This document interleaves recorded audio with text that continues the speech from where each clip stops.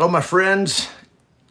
It's Kevin Ward here, and I wanted to say first off, this is not something I want to talk about. Today, I'm going to talk about why I'm getting my third divorce. Never dreamed that would happen.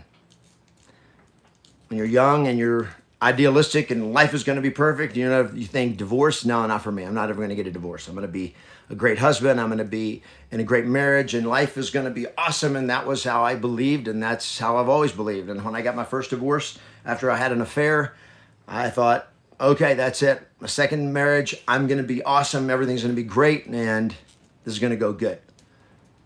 And it didn't. And then after my second divorce, when I met Julie and we got together for 13, we were together for 13 years, married for 8. I'm like, this is it. This is the one. This is the way this is what I want. She's the only one I ever want to be with. And not what I wanted, not what I expected. I don't want to talk about this, but I have to talk about it because in some ways I'm a public figure and I train and coach real estate agents and entrepreneurs how to win not only in your business, but also how to win in your life. I call it the 7 domains. You have 7 domains in your life. And if you're winning in one area of your life, but you're losing in another area of your life, or if you're winning in one area, but you're losing in 2 or 3 areas, or if you're winning in 2 or 3 areas, but you're losing in one area, it's only a matter of time till that one area that you're losing in, that one domain is going to burn it all to the ground. I did not want this divorce.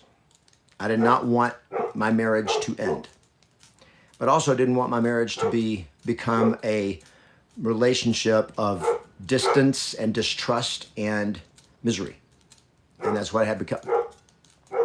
Now, I'm going to also say that I am going to be, what you're going to be hearing in this podcast, It's All Life, is you're going to be hearing my perspective. You're also going to be hearing my dog who's barking in the background, but it's a little too late for me to do anything about that. Julie was the only one I ever wanted to be with. I thought this was going to be the rest of my life. I'm going to say I did virtually everything in my power to save my marriage. I was deliberate. I was intentional. And I was honest. And I made the decision the decisions that I made were to make our marriage better, not to make our marriage worse. And I made the decisions to make our marriage better so that we could make our life better. And in the end, because of some things that had happened, which I'm going to tell you about in this podcast, Julie was unwilling to reconcile and work on building our relationship as a couple. And there comes a point where, for me, the right decision was to exit and end the marriage. Because here's the reality. A great marriage, a great relationship cannot exist with only one person. Just can't do it. Just with one person who's willing to work at it. And she's probably going to have a little bit different perspective of this. And I've got a lot of friends that are friends with both of us. They've talked to her. They've talked to me. So again, what you're going to hear is my side of the story. And I'm also going to say in this conversation that a big part of the reason I'm doing this is because I want you to understand I'm not for divorce. I hate it. Divorce is a funeral. And a divorce should only happen when a marriage is dead and cannot be revived. And it is not the ending of a marriage. It is simply the acknowledgement that a marriage has ended. And so what I'm going to talk about is why I'm getting a divorce, why I believe it's appropriate and when it's appropriate for somebody to end a relationship. But I'm also going to say this, that as long as there is life and as long as there is hope and as long as there are 2 people willing to work on it and do their part in it, that it is always easier to, I'm not going to say it's easier. It's not necessarily true. But I'm going to say it's worth it in the long run to heal. So I'm just going to talk about it. Now, I'm going to also let you know something. I'm going to tell you, I didn't really prepare for this, but people ask, well, are you sure you did everything you could? Did you try hard enough to save your marriage? So I want you to see something here. Every day I journal.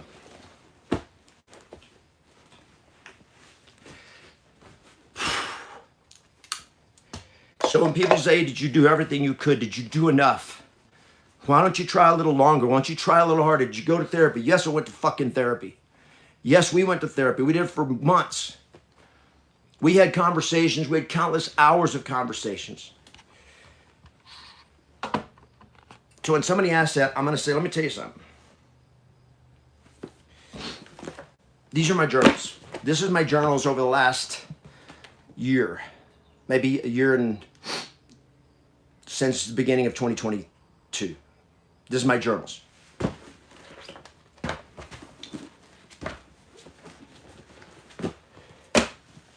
These are my journals. Nope, there's more missing. Here's this one too. These are my journals over the time when I was trying to fix our marriage, trying to figure out what to do. I journaled every day. These are conversations with God. Every day I'm having conversation with God saying, God, what do I do here? What do I do? Every single day, over 2,000 pages that I've journaled since our marriage hit the rocks, trying to save it. So when I say I did virtually everything I could, these were conversations with not just me venting or ranting. These were conversations with me saying, God, what do I do? How do I deal with this? How do I save my marriage? How do I help my wife to get over what she's holding against me? And so when I think about how I felt and the feelings of grief and just being so conflicted and the pain and the sadness, the fear, and at the same time being very, very clear, very committed, the love I felt and the pain I felt, the hurt I felt. And I know she felt hurt too. I'm not saying this was her. I also want to say this. There is no value in blaming somebody else, and I don't blame her for any of this. I blame her for one thing. And that is she was unwilling to get over something. And my friend, you cannot heal and have a great relationship if you hold something against somebody. You can't do it. There is a word called forgiveness, and if you can't bring it into a marriage, that marriage will die. Now, that doesn't mean people don't stay together. Sometimes people stay together in dead marriages for years. I see it all the time. And when the marriage is dead, you're not serving anybody by staying in that marriage. It may be comfortable. May keep you from feeling like you're going to get judged or you're going to get criticized. But I decided a long time ago I was going to stop living my life trying to please everybody else. So here is the question. The question is, what do you do when you are married to someone that you love with all your heart and they will not love you in return? Because love is an action. Love is not a feeling. There are times you don't feel, maybe there are times you may not feel love. The question is, can you continue to love someone? Can you forgive someone? Can you fight for someone? Can you serve them? Can you still show the commitment to them and care about them and do the work? And a lot of times just the internal work of saying, I got to let some shit go. You let it go or it will suffocate your marriage. So this is part of, I'm just kind of sharing with you and reading a little bit of just some of my own journaling and some of my own work here that I have done and trying to figure out how do you make a marriage work? But at the same time, how do you make your whole life work? So just to give you the frame of where I come from in life is I believe that life is the whole package. It's every area of your life. And so I have 7 domains that I teach. And there's not an order of importance here. I'm just going to give you the order in which I teach them. Number 1 is your feelings.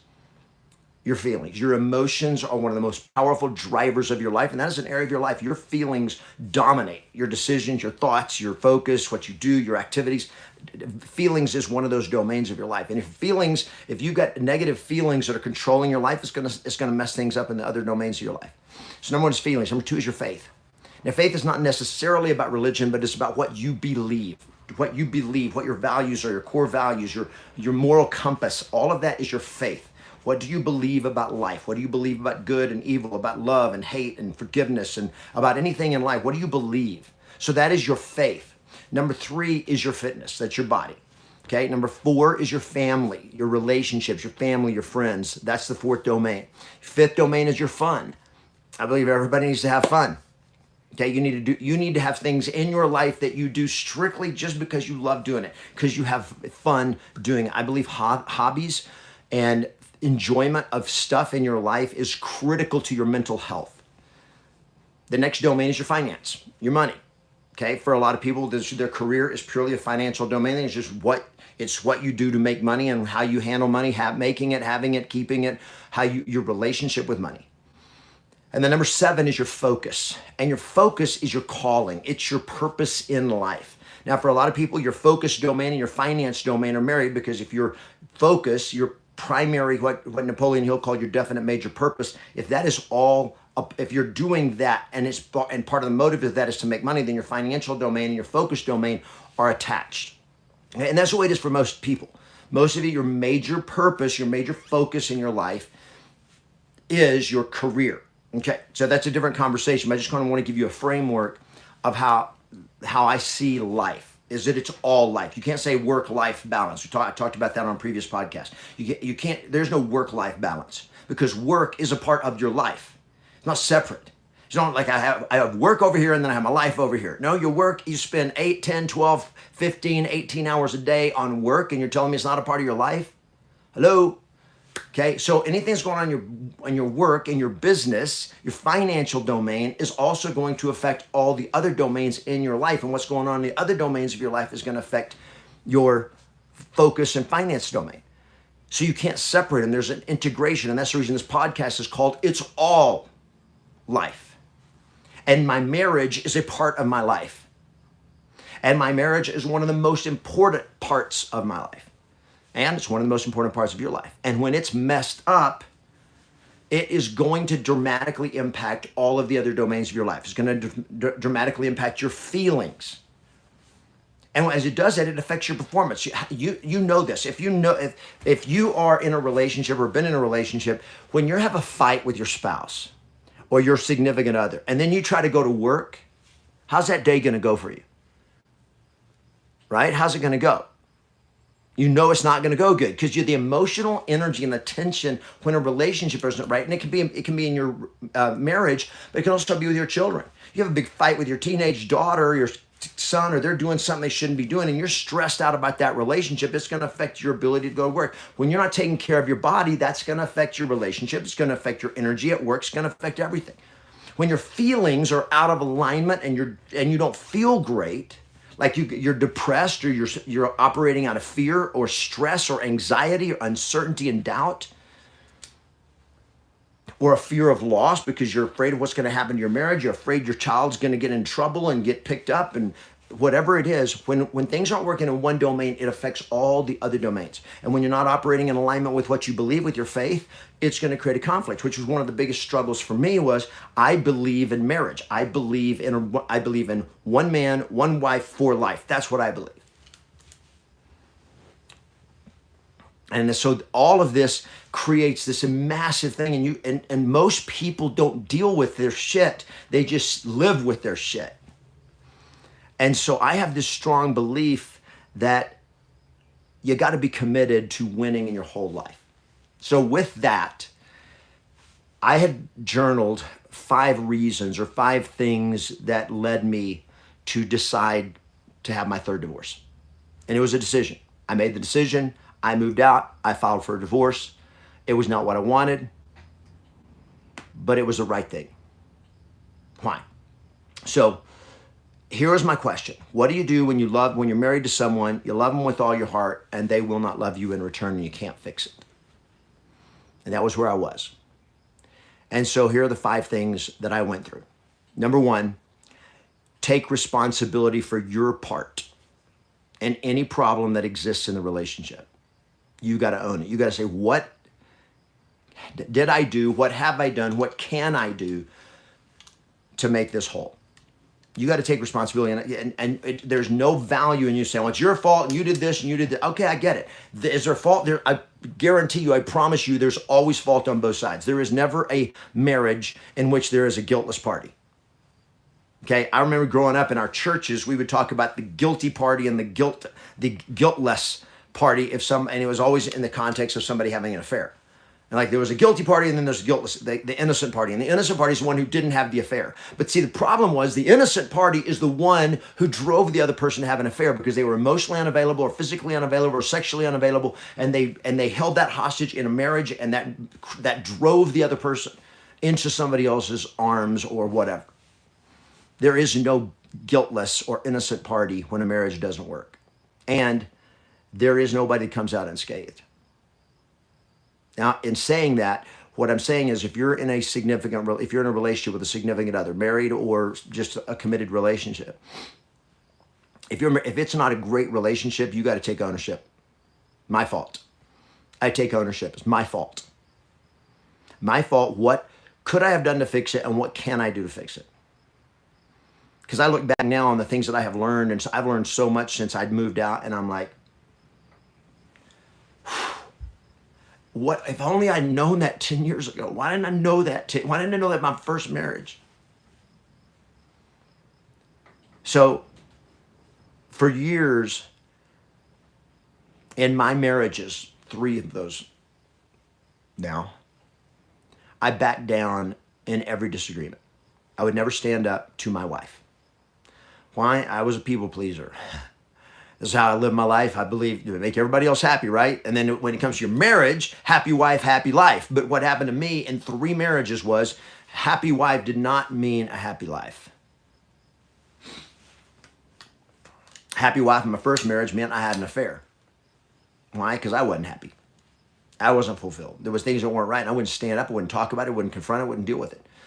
My second marriage was just a toxic disaster. But I was trying to, in my head, my story was I'm doing the right thing and she is the one. And I was trying to, prove to myself that she was the right one.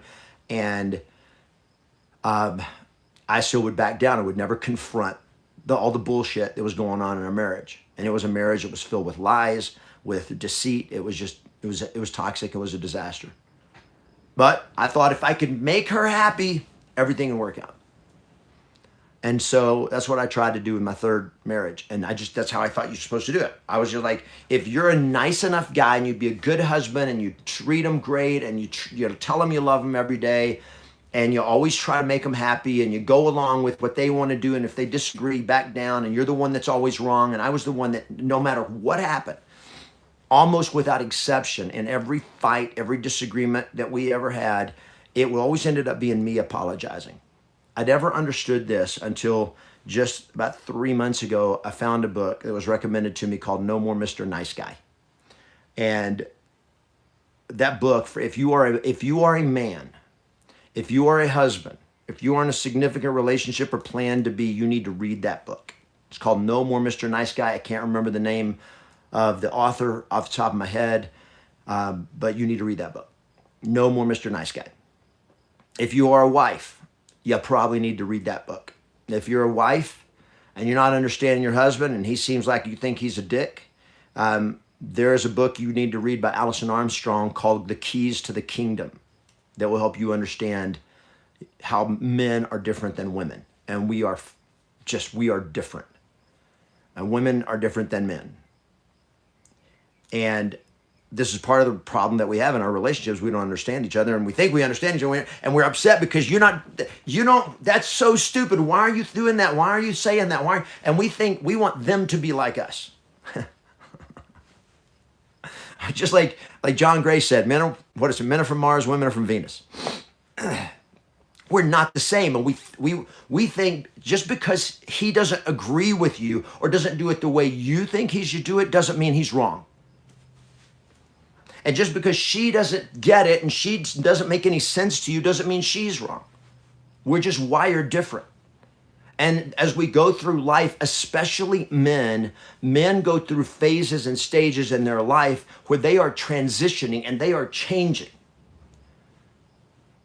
And women don't do it the same way. Women are just more holistic. They mature. They say they mature earlier. Women tend to be more stable. I don't know why that is, just the way it is.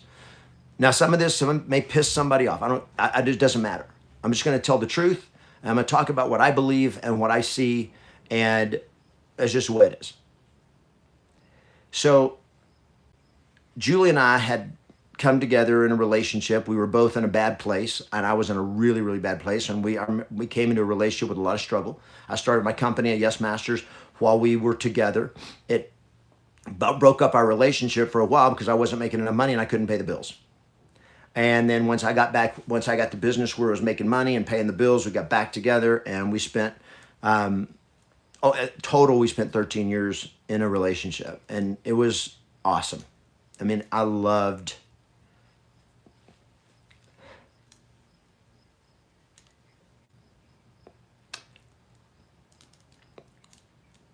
our relationship.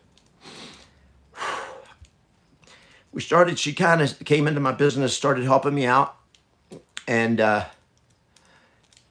started out just helping me. And then she started working for me. And eventually she kind of evolved to CEO of the company. But one of the problems is that it was very, very difficult to separate your business from your personal life, because it's all life, right? So when you're working together, if things aren't going well at work or whatever, you have a disagreement or there's tension or there's big decisions or whatever, if there's ever a conflict, this is my perspective. Men have the ability to compartmentalize. Women don't. It's not that one's better than the other, it's just different. Okay, women are much more holistic, emotionally, everything. They're one package. And guys can take, and we can segment our life. We can go to war and be deadly and chop men's heads off in battle, and then we can come home and be affectionate to our children and our wife, and we can completely separate and compartmentalize that. We can go to work and make money and grind and whatever, and just be whatever we need to be, and then we can come home and be totally different. And we can completely leave that outside the front door, and we can come home and be with our family.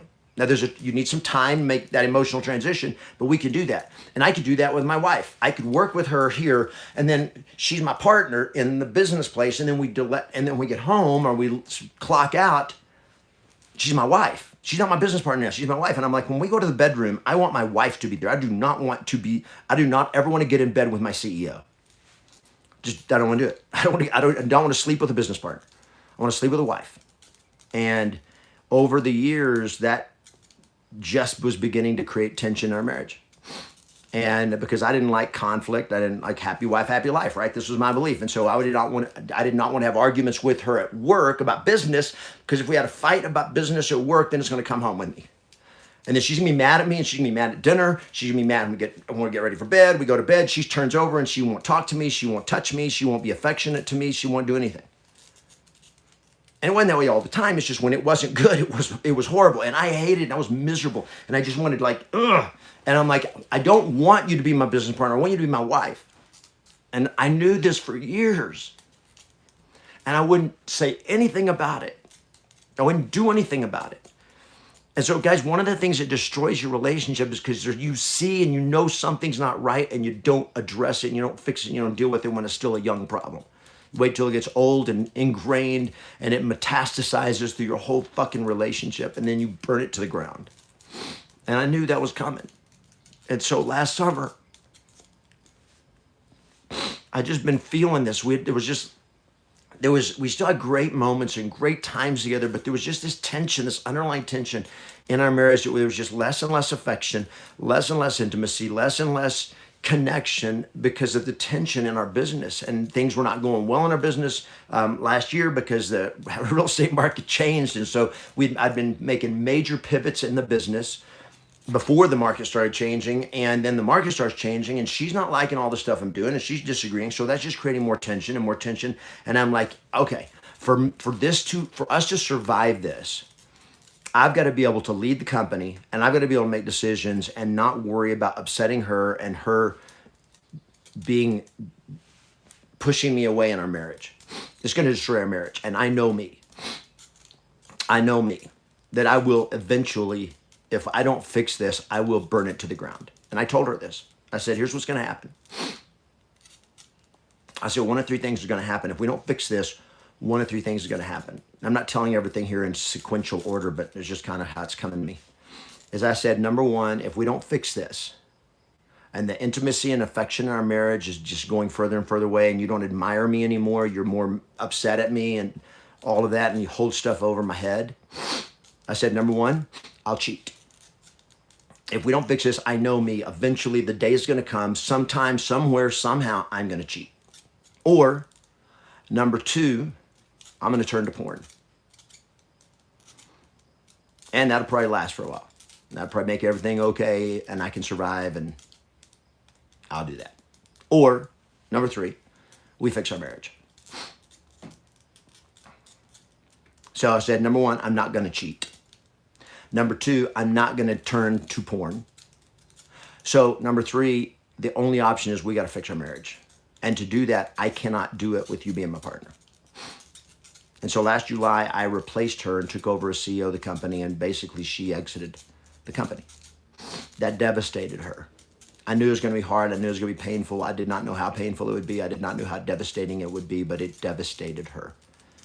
And it also exposed that without a business partnership, we really didn't have much of a marriage, which was devastating for me to realize that, and to realize that a business disagreement would end every semblance of a marriage. Now, I want to be careful here because I'm not trying to throw her under the bus, and I'm not trying to make this her fault. I think this was my fault. I think it was my fault because I did not deal with this years earlier when I knew that there was a problem. And by the time I dealt with it, it was so devastating to her and so, I guess, so crushing to her that she would not get over it. And so for 6 months, I did everything I could to try to save this marriage, but she emotionally, physically, in every way left the marriage. After 3 weeks, she came back to the house, but then we were just housemates. I take responsibility for that. You do it. You take responsibility for your part in the problem. Number two, that was number one. Number two is you do everything in your power to fix it. You do everything that you can to resolve it. You fight for the relationship. You fight for what you want. You fight for your marriage. And so I did. I gave her time. I gave her space. The weeks that she was gone after this happened, she left, and like, okay, I get it. She's hurt. I'm here. And I tell her, I'm here for you. Just whatever you need, how much time and space you need, you got it. I initiated conversation. I worked to reconcile it. We started going to therapy. We went to therapy for months. You keep loving them and you keep affirming your love for them, which is what I did. I sent her on trips. I sent her on vacations with her daughter, with her mom. I just like, do whatever you need to do to just get together, get it together, get over this, and I'm here. The third thing is you have to get very clear about what you are committed to having in your entire life, including your marriage. You got to get clear about this. So I had to get really clear about what do I want in my marriage and what am I committed to having in my marriage? Because here's what I knew. After 6 months of this, and this was like started in July, at the end of July. So by January, I'm like, this is nearly 6 months. This is coming up on 6 months. And she's not getting over it. And we went through all this, and it was like things would look better for a day or two, and then it would go back. And it was always circle back to the same thing of me being wrong and blaming me. And I was the one that messed up our marriage and all this kind of stuff. And I'm like, okay, we're never going to agree on this. We're never going to agree on my decision for our business to save our marriage. And she thought it was a business thing, and she thought I just didn't like her, and I was whatever. And I'm like, we're not ever going to agree on that. So here's what's got to happen. You got to forgive me. You got to get over this.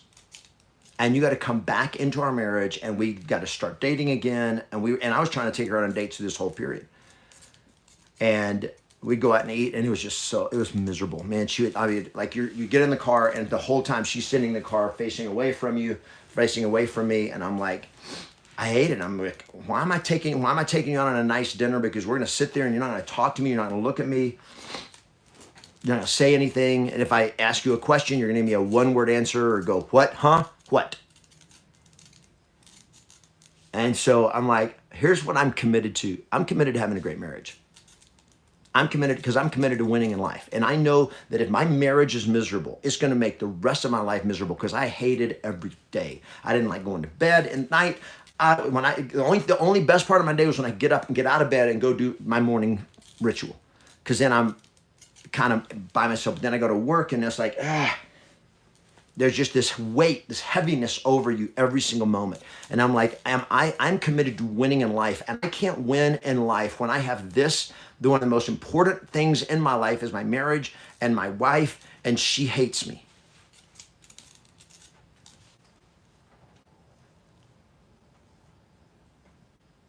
So what do you do?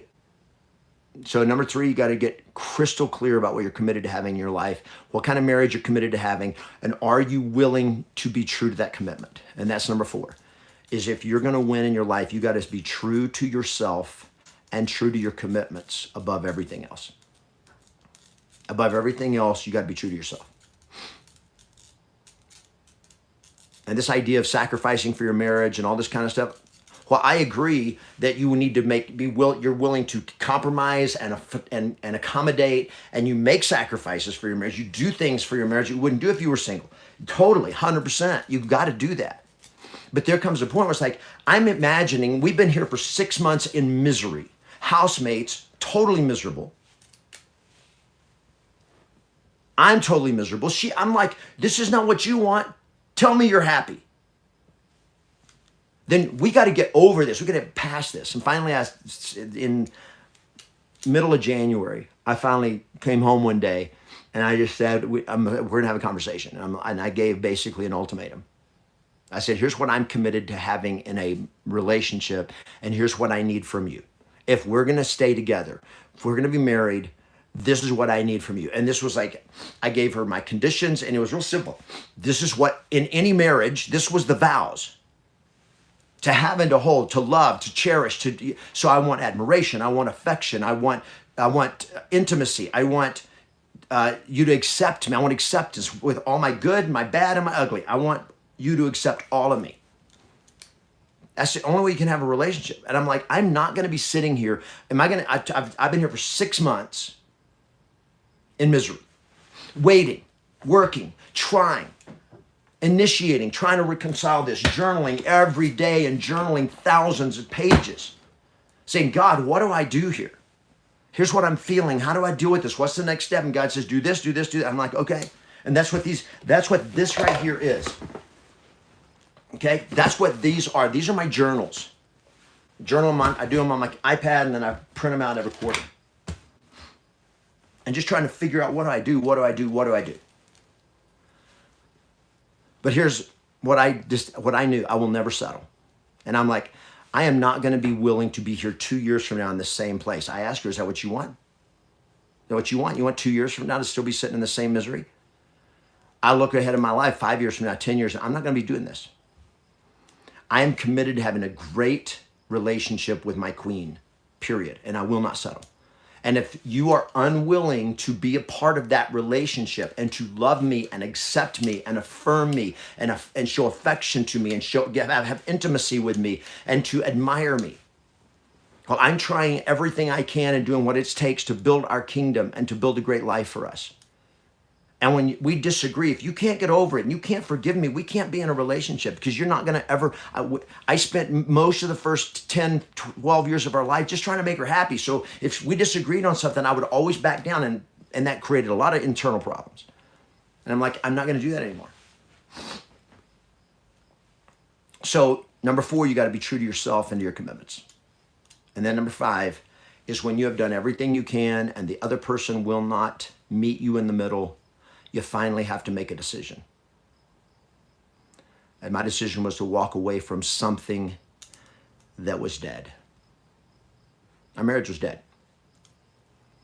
It just was. It had been suffocated. It died. I tried to revive it. I think she made some effort to revive it. I think her path was, you got to admit you were wrong, and you got to take it back and go the way that I wanted it to go and do what I want. And I'm like, baby, that's one. Those were business decisions, and my business decisions was because it was messing up our marriage. And the very fact that it's caused this conflict in our marriage proves what I was saying, that it was our business that was messing up. Our business partnership is what was destroying our marriage. And it was only a matter of time till something would have burned down. And I know me, it would have been me. And it would have probably been me cheating. because I've done it before. I'm not going to do it again. And there comes a point when even if you love it, even if you love the other person, even if you still want it to work, you have to accept the reality that you cannot control everything and things don't always go in life the way you want them to go. Now, guys, I'm going to tell you right now, I think I'm going to tell you this. This is my third divorce. When you go into a marriage, there are two things that can happen. Make it work or you don't. And whether you decide to make a marriage great or you decide to exit a marriage, either path is going to be more work and more costly and more painful than most people want to imagine. Divorce is not an easy exit. It is brutal. It is painful. It is toxic. It is damaging. It's destructive. And I hate it.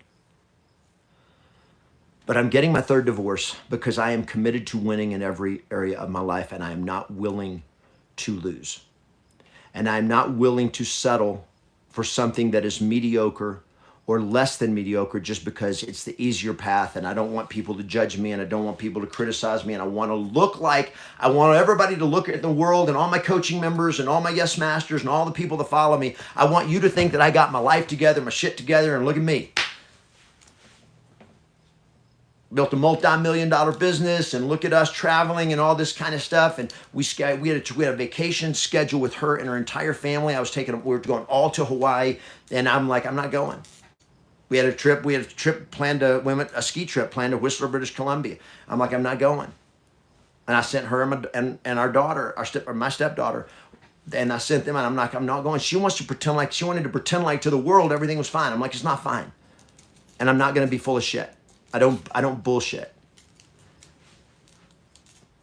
And I'm not going to be sitting on our back porch or on our deck or wherever it is 10 years from now, sitting with somebody who doesn't respect me and won't forgive me. I'm not going to do it. That's not teaching, and that's not how life should be. That's not how our marriage should be. I believe in forgiveness. I believe people can change. I believe that you can change your course at any time. I also believe you have to stay true to your path and your convictions and to your life, or you're going to lose. And for you or me or anyone to remain in a situation that is slowly suffocating you or killing you and staying there just to make others happy and just to avoid pain and just to avoid being judged or criticized or getting disapproval is a path to losing and regret. It's a path of weakness and compromise, and it leads to a life of losing. And I'm like, I will not settle. And I'm going to tell you today, my friends, you should not settle. You got to stand true to your convictions. You fight for what you want. And guys, if you're in a marriage, fight for that marriage. Fight for that relationship. If you love that person and they love you, work your shit out. But don't ignore it. Don't stuff it. Don't pretend like it doesn't exist. And for those of you guys that think that the way to have a great marriage is just keep making your wife happy and suppressing your own emotions and your own needs and your own feelings, you got to have some straightforward conversations. And wives, you need to pay attention to what's going on with your husband. And if you're winning every argument, he's always saying, yes, dear, yes, dear, yes, dear, and his belief is happy wife, happy life. You may be feeling okay and you may be feeling happy. But I'm going to tell you, the chances are really, really good that there is either now or going to be a time where he ain't happy. And men, when they're not happy, they are dangerous, dangerous, dangerous. They will burn everything to the ground. And I don't like that, but this is the way it is. I hate the fact that I'm having to get a divorce. But I also believe with all my heart it was the right thing. It was the right decision for me. I care about Julie. I care about her life. I care about her well-being. Through all this shit, I have continued to love her. I don't feel a lot of affection or any attraction to her because of the pain, just because of the way she treated me for so long in the last 6 months we were together. But at the end of January, I was like, here's what's got to happen. You got to do this or I'm out. I thought we were going to break through. I thought when I came to her and said, this is it, we got to change it. You got to forgive me and get over this and come back to me. And we work to make our marriage whole. And she says, what if I can't do that? And I'm like, then I will move out on Monday and I will file for a divorce. I thought when I was willing to put everything on the line and she knew that I was willing to do that, I thought she would suck it up and forgive and get over it. And she kind of came around for a couple of days, and it went right back around to the same old thing and blaming me and holding it against me and accusing me. And it was all my fault. And it was clear that this was not going to change. And I was not willing to wait 2 years or 5 years or 10 years with hope and hope and hope, when every indication was this was a pattern that had been throughout our marriage of she would get upset at me and then she would hold it against me, whether it was for hours or days or weeks. This time it was for months. And I'm like, I'm not going to be held emotional hostage to doing everything that you want to do it the way you want to do it and not be true to myself. And I acknowledge I was the one who created this pattern of allowing that to happen and go on for years, where it was always me apologizing and always me trying to make her happy. And the problem with this, guys, for you men, the problem with when you're always trying to make your wife happy and she's always the one that's right and you're always the one that's wrong and you end up being the one apologizing and all this, what happens is she doesn't respect that. She doesn't, because that's weakness. She doesn't want you to be weak. She wants you to be strong. When she disagrees with you, she needs you to stand up. She's not going to like it when you stand up to her. She's not going to like it when you choose to do what you believe is right when she disagrees with it. But she needs to know that she can trust you to make a decision and stand up and have a fucking backbone.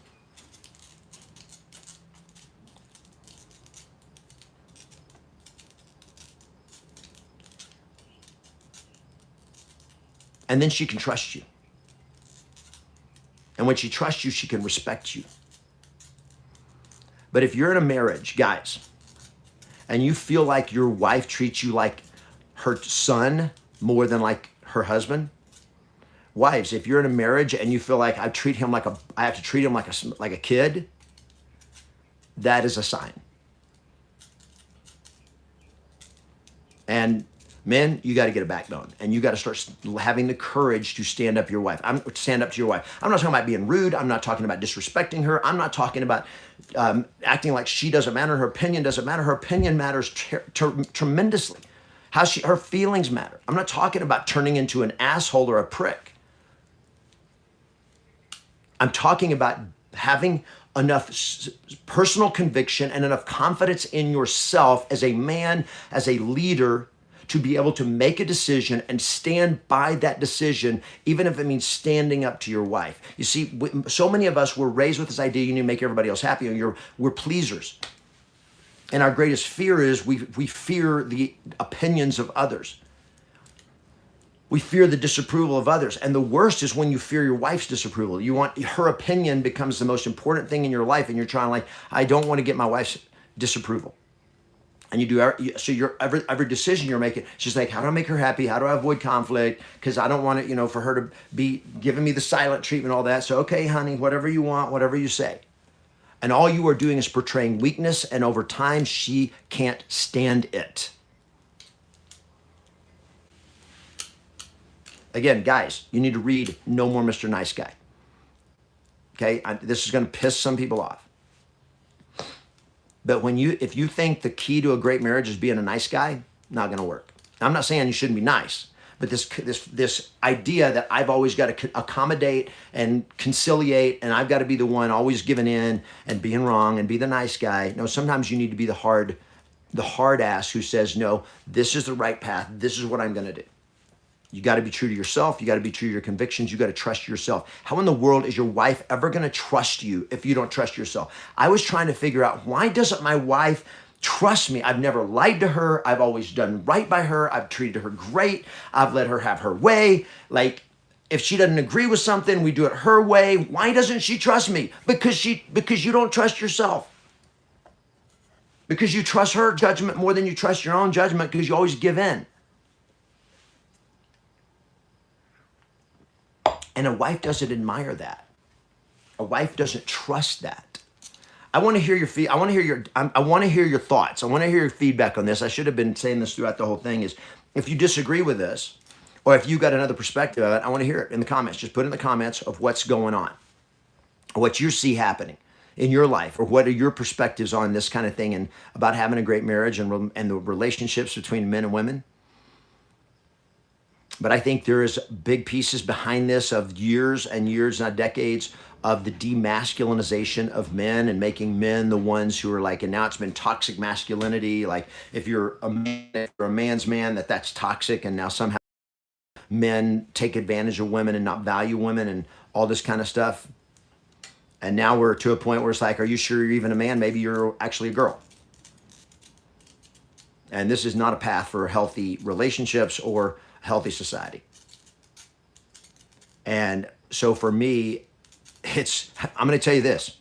When you're going through your third divorce, like every time we want to go like, it's her fault, it's her fault, it's her fault, right? It's the other one. It's like, she did this, or she wouldn't do this, or whatever it was. And like, because I used to blame my first wife. I'm like, the reason I had an affair is because my first wife, after she had the third baby, she gained so much weight and she was fat, she was obese. And I'm like, I'm not attracted to that. And then I started getting attracted to somebody who's attracted to me that's hot and young and beautiful. And it's like, okay. And I want to blame it on her. That doesn't work. You got to take responsibility. And then my second marriage, like, okay, here's what happened. And she cheated and all this stuff. And I'm like, she was a liar and all this kind of stuff. And I can blame her. And then I get my third marriage. And I'm like, Julie's the best, man. She's awesome. And everything's great in our marriage. And I'm like, our third marriage just died. My third marriage just died. And I say, it's kind of like, maybe it's me. It's kind of like whenever you see somebody that they quit their job, and they go like, yes, because the boss was an asshole. And then they get another job, and then second job they quit, and they're like, yeah, that boss was an asshole too. And then third job, and they're like, this boss is an asshole. And you're finally, after a while, you got to say, wait a second. First time, maybe it was them, but when it happens 3 times in a row, maybe it's you. And this is a big piece for me, and it's a big piece for you. I hope the takeaway for you from this today is that maybe it's you. Maybe the things that are not working in your life are your fault. Maybe the things that are not working in your life are not going the way you want to. It's your responsibility to fix it. And blaming it on other people for the rest of your life is not going to serve you. It's not going to make you happy. It's not going to help you win in your life. So my friends, decide the kind of life that you are committed to having. And never settle. I want to hear your comments, whether you're watching this live or whether you are watching this video, is just put in the comments your thoughts on this. If you got a different perspective, I want to hear it. I'm open to hearing other ideas. Okay? If you want to attack me, accuse, I'm good with that. Good, bad, ugly. Let me know your thoughts. Your feelings. I'm here if you have questions. Feel free to put those. I'm going to go in here through these comments over the weekend or over the next few days, and I'm going to answer questions and engage with you guys in this conversation, because I think it's a critical conversation, because at the end of the day, this is about winning in life, your happiness, your spouse or significant other's happiness, your children, their future, all of it depends on that. Guys, I had an affair in my first marriage. I had an affair. I got a divorce. Well, guess what happened with my daughters? I have 3 daughters, and my middle daughter had an affair, got a divorce. Now, she took a different path than I took, because I don't know how much, I think I had some impact on this, but she reconciled that marriage and they're back together now. And so they're back happily married, or at least I think they're happily married now. They just had their second baby, and things are good. They're going to be coming out here. All my daughters, my grandsons are all going to be coming out here and spending a week with me next month here in the mountains in New Mexico. And I'm super excited about that. But the damage to my daughters that was done through my divorce was brutal. And everything that happens like this, it has consequences. And so the key is, whenever things aren't working, you got to figure out what's not working and what you can do to fix it. And sometimes you can fix it, and sometimes you just have to exit it and start over. But now, as I look forward in my future, I'm committed to having a great relationship. I'm committed to having a queen. But here's what I'm doing this year. I'm working on me. Because I realized that in all of this, there were things that I was doing and how I was being that was not conducive to having a great marriage. I always thought I was a good guy. I always wanted to be a nice guy. I always wanted to treat my wife great. I always looked at myself and said, man, I was a great husband. I was loyal. I was faithful. I told him I loved him every day. I was affectionate. I was like serving him. I would do anything. But at the end of the day, some things that they needed from me that women need from men was not happening. And it was undermining the relationship. So you got to take responsibility and say, what do I need to learn? And how can I become the person that makes this work? And that's true in a marriage. That's true in your business. That's true in your body and your fitness. It's true in your faith. It's true in everything. In every area of your life, it's not automatic. You gotta train, you gotta practice, you gotta study, you gotta get coached, you gotta get mentored, you gotta have somebody, a role model, people that you can look up to and follow, people that you can trust that will help you and be there for you and support you. But I will also tell you this, winning is always worth it. So never settle, my friend. Never settle.